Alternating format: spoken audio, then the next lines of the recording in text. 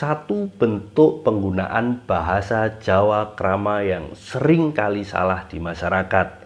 Ya, kali ini kita akan membahas tentang penggunaan bahasa Jawa krama yang sering kali salah diucapkan oleh masyarakat kita sekarang. Sebagai contoh yang sering kita dengarkan yaitu kulo nembe dahar. Apa yang salah?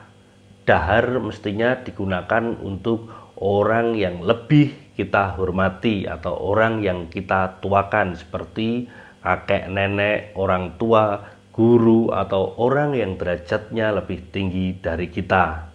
Nah, semestinya kata dahar diganti dengan kata nedo, yaitu kulo nembe nedo. Kata tersebut lebih pantas untuk membahasakan diri kita sendiri karena lebih sopan dan lebih tepat sesuai dengan aturan bahasa Jawa yang ada. Bahasa Jawa penuh rasa hormat dan tata krama.